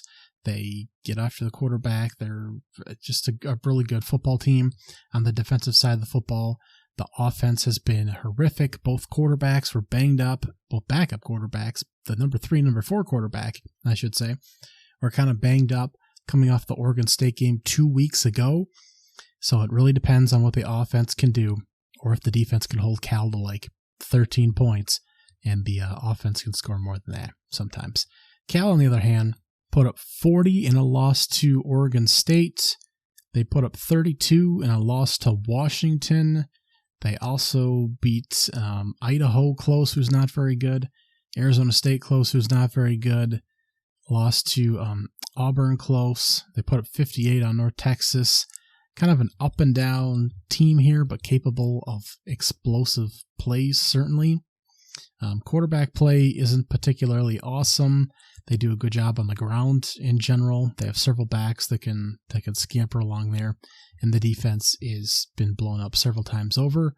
But it seems like the Golden Bears have an opportunity to score every time they go out, which is better than they have in previous seasons. They're averaging 216 passing yards per game and 217 rushing yards per game. Pretty dead even there. So, pretty balanced offensive attack. We'll see if they can do anything at Utah. Texas A&M will be licking their wounds and heading to Tennessee, Knoxville, to play the Vols, who are ranked 19th. This is on CBS at 3:30.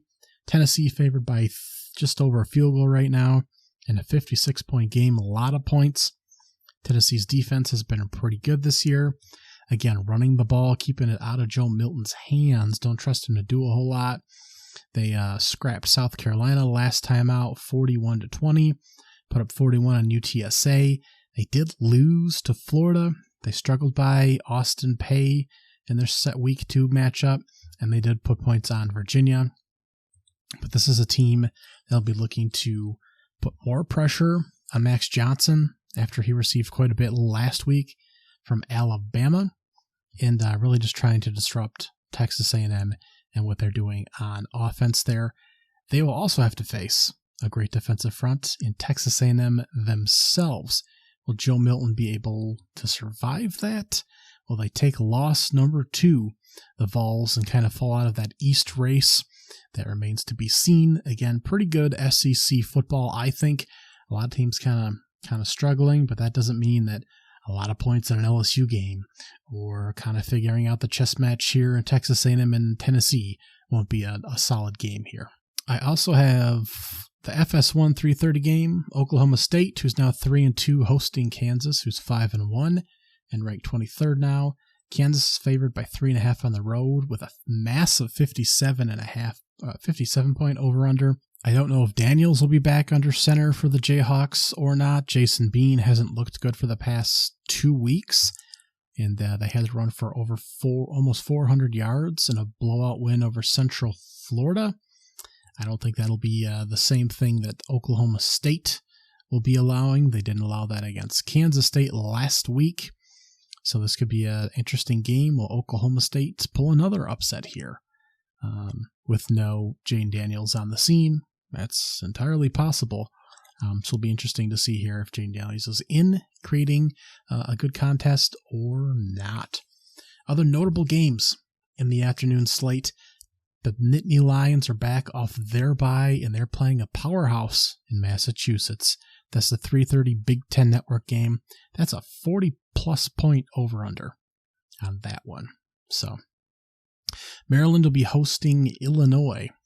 Maryland's now 5-1. The Illini are 2-4 and really struggling. 14-point favorites are the Maryland Terrapins. 3:30 on NBC as they try to move to 6-1. South Carolina is 2-3. They're hosting the Florida Gators, who are 4-2 on the SEC Network at 3:30. Is Spencer Rattler going to go off, or are we going to have Florida running its way to victory, putting some pressure on him there? Could be an interesting game. South Carolina's favored by 2 points, which is just a super weird home line there. Over 50 points on the over-under as well. Also, TCU back in the saddle. They're 3-3. They're at home, but they get this sludgy BYU team who's 4-1. That's 3:30 on ESPN. Some confidence in TCU. 5-point favorites at home. It actually seems a little questionable with the way BYU has been able to kind of steady the ship a little bit there. Again, beating Cincinnati last week. They did beat Arkansas on the road. That looks like something now. The only loss was to Kansas on the road. So maybe there is something to what BYU is able to do. Minimize turnovers, limit penalties, and just kind of trudge along, forcing the other team to eventually make mistakes. They were outgained by almost 200 yards last week. Wisconsin hosting Iowa for what could be the Big Ten East Division, I believe it is. Wisconsin's 4-1. Iowa's 5-1. Wisconsin's 10-point favorites at home. Of course, a backup quarterback in for Iowa. And this guy will probably get more starts than Cade McNamara does because he's out for the season. Iowa's still garbage. Offense is still garbage, I should say. 20-14 over Purdue last week. 26-16 against Michigan State. They were shut out against Penn State. Just not great. Against Power 5 opponents right now, they're averaging about 22 points a game. Not real spectacular there. Wisconsin's got to get something out of quarterback Tanner Mordecai, or certainly get something more out of the run game. They're just looking really sluggish out of some of the potential talent they have there on the offensive side of the ball. And the defense hasn't really been as dominant as it has in years past. Just seems like they have another gear to hit there in Madison. That's the 4 o'clock, though, on Fox. Your evening slate is pretty packed as well. 15 games, 11 ranked squads, 3 top 25 matchups. Your top watches, and I slipped 2 into this category. I've been trying to make it just one big game, but it's 2 in here. Notre Dame's got a big one again. They're hosting USC, a big traditional rivalry at 7:30 on NBC. 2.5-point favorites is Notre Dame, the Fighting Irish. 60 points expected in the ball game. We know that USC's got defensive problems. We know that Notre Dame has got some offensive stuttering problems. So what in the hell is going to happen to this game? I don't know. But USC has to be careful or they could catch their first body here. It certainly looks like it. Notre Dame, Sam Hartman had a tough game last week. Again, can they get it up for the 4th week in a row? That's going to be one of the talking points this particular week. After Clemson, Duke, Louisville, now it's the USC Trojans, who themselves have had to fend off Arizona State. And last week it was Arizona. There we go. Already slipped my mind. So it's been a lot for these two teams, but Notre Dame's 5-2, officially out of the playoff picture at this point, and USC's hanging in undefeated, though with question marks. I tend to favor the home team Notre Dame here. I think USC could still lose like 4 games in the back half of the schedule. Let's lay it out real quickly here. They have left road games at Notre Dame, home game against Utah, at California, home against Washington, at Oregon, home against UCLA. With those 6 games left, if I set the over-under for losses at 2.5, would you say it would be over or under? Again, home games against Utah, Washington, UCLA. We don't know if Cam Rising is going to be back for Utah in a couple weeks or not. But Utah, Washington, and UCLA to end the year. Maybe Dante Moore will pick up a little bit more in the next couple months. And road games at Notre Dame, a Cal that can put up some points, and Oregon. How many games will USC potentially lose? And Notre Dame fighting again this week before heading into arguably an easier stretch here with Pitt, a road game at Clemson, Wake Forest, and at Stanford. Of course, Clemson being the one that sticks out there to finish up the year. Can they get it up one more time for USC? The other top game I have on the docket here is also at 7:30. It's on ABC. It's number 12, North Carolina, hosting number 25, Miami. We're going to pretend Miami is undefeated for the sake of conversation because they won against Georgia Tech until they did something stupid, right? UNC's favored by 3.5 with a 55.5 point over-under. Lots of points expected in this one. Again, coming out of a bye, Tyler Van Dyke looked terrible. The offense looked horrible. It's possible that Georgia Tech, and I dare give them credit here, it's possible the defense is a little bit better and is making strides, like big strides from covering, 20-point lines to actually being in ball games. Seem to be a little disruptive up front, maybe, at least in that aspect, because it certainly seemed to cause problems for Van Dyke there. But Miami's got to figure something out, or North Carolina is going to absolutely tear them to pieces and easily cover this line. But it's really hard to just think that Miami, after slicing and dicing Texas A&M themselves earlier in the year, has fallen this far down the chute. It's possible that they have a little bit of a hangover from how last week ended. I don't know how you can have a lot of confidence in your coaching staff, but this could be a big one in the ACC, North Carolina and Miami. Now, your channel flippers. I have a whole stack of them here. All the games in the night window are pretty good. Pac-12 Network is going to take number 19 Washington State, hosting Arizona. Arizona still starting the true freshman there, probably. I don't know Jaden Delores' status, but I don't know if he's going to be able to upend the quarterback there, Mr. Fifta, the young freshman, completing 73% of his passes, 8 touchdowns, 2 picks, who's been in his absence, the great receiving core there. Arizona on the road at Washington State. Could see a lot of points in that one. 60-plus over-under. Washington State's favored by 8. Could be just a good ball game. Lots of points there. ESPN at 7 o'clock will have number 22 LSU hosting Auburn. Again, Auburn's offense has been atrocious, and LSU's defense is really bad. So what happens when you mix those two together? I don't really know. LSU's favored by 11, again, 60-plus points in the over-under. In the 7 o'clock FS1 slot, they will have Big 12 action. Texas Tech will be favored at home by a point over Kansas State, a 3-3 and 3-2 ball club there. Two teams just trying to slowly make their way. Kansas State taking a little bit of a shocker on the road. Loss on the road at Stillwater last week. Still trying to prove they're the top of the class in the Big 12, and Texas Tech still trying to climb that way. A good defense.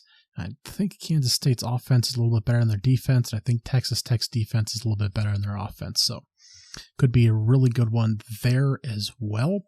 We have a couple non-Power 5 matchups at 7 as well. 4-1 Georgia State hosting 4-1 Marshall out of the Sun Belt. Georgia State favored in a coin flip at home on ESPN2. Just a couple really good Sun Belt squads going at it. And then Air Force at 5-0 will be hosting Wyoming at 5-1 on the CBS Sports Network. Now, Air Force is 3-0 in conference play. Wyoming is 2-0. And we could just see a whole lot of run on the football in this one. Air Force 11-point favorites. This is a 42-point over-under. We got the high 50s in Marshall, Georgia State. But a couple more really good non-Power 5 games in that lineup there. Kentucky and Missouri looking to bounce back. Mizzou's on the road, though, 5-1 at 5-1 Kentucky. Wildcats are still ranked 24th, but the SEC Network will have this one at 7:30. 2.5 points. The Wildcats' way. Not the Tigers' way, but the Wildcats' way. As they try to bounce back. We could see points in this one, too. Over-unders at 53. But I tend to lean. I think that'd be an over-lean. We might see some points in that one. Oregon State and UCLA. One of the top 25 battles. Oregon State's 5-1 and ranked 15th. UCLA's 4-1 and ranked 18th. This is the 8 o'clock Fox game. Oregon State 4-point favorites at home. 54-point over-under. Oregon State's defense struggled last week. Not a particularly great defense this season, but not bad. That seemed to make some stops. The offense with DJ Uiagalelei, I think, seems to be up and down. I think this is going to be a middle-class team. UCLA's defense is actually very good. If the offense was more consistent with Dante Moore, then I think it would be up there with Oregon and Washington as one of the best teams. I still think Washington's probably the best team in the Pac-12. I wouldn't be surprised if Oregon won. the game on Saturday. But the winner of this game will continue to push towards the top of the Big 12, while the loser will move towards kind of that middle section. We also have Duke, who's ranked 17th. They're 4-1. They'll be hosting NC State, who's 4-2. 8 o'clock ACC Network. Duke still favored. NC State still struggling points-wise, but this is a 46.5 point over-under. Starting quarterback, I believe, is a question mark for the Duke Blue Devils. Yet they are still favored in this ball game. So they'll have an opportunity to move to 5-1 with a big win over NC State. A couple other notables. Pittsburgh isn't very good. I admittedly have only caught portions of a couple of their games, but that defense is still very strong. Still very good defensive front there for the Pittsburgh Panthers. They still had an opportunity to beat Clemson this past week, but did not quite come up with a victory there. And they are at home. They'll be hosting the Louisville Cardinals, who will be heavy favorites there. Of course, Louisville looking to not have a letdown after the big win last week. They'll have to have their headgear strapped on. They're 6-0 now. Pittsburgh is 1-4, and the Cards are favored by 7.5 on the road. It's a 6:30 CW Network game. And also UTSA, Frank Harris is back at quarterback. He's set all the career records at that school. They were able to beat Temple up last week. They beat Texas State. They have losses to Tennessee, Army, and Houston, though. Not quite the season that they expected, but hopefully they have a lot more luck going forward. Just a fun football team when everything's locked and loaded for them. They're hosting UAB and the Fighting Trent Dilfers. There's been some interesting clips coming out about his coaching style since he's taking over a head coaching football gig, and just how aggressive he's yelling and getting in people's faces on the sideline, his players, which is perhaps over the top. So you have to wonder what the messaging is now that they're 2-4. They did manage a win last week over South Florida. They do have one of the leading passers in the country in Zeno. Is it Joe Zeno? Jacob Zeno. There we go. Completing 75.5% of his passes for almost 1,800 yards, 12 touchdowns, 5 picks. He's also got 3 touchdowns on the ground. But just a lot of throwing the ball there for UAB, and they'll be playing against what will hopefully be a much better UTSA Roadrunner team in the back half of the season. Last up, your late night games. There's only a couple of them this year. This week. Time is flying. 2 games this week. Colorado State will be hosting Boise State. Not a lot of hot action here, but Boise State 2-0 in the Mountain West after a rough 3-3 start. They're favored by 7.5 on the road in Fort Collins. Still trying to get things kind of going. Again, ground offense is the focus there with Taylon Green. They beat San Diego State last week. Kind of a struggle to do so, but they managed it. After 2 tough losses to Washington and Central Florida to start the season, they've won 3 of their last 4.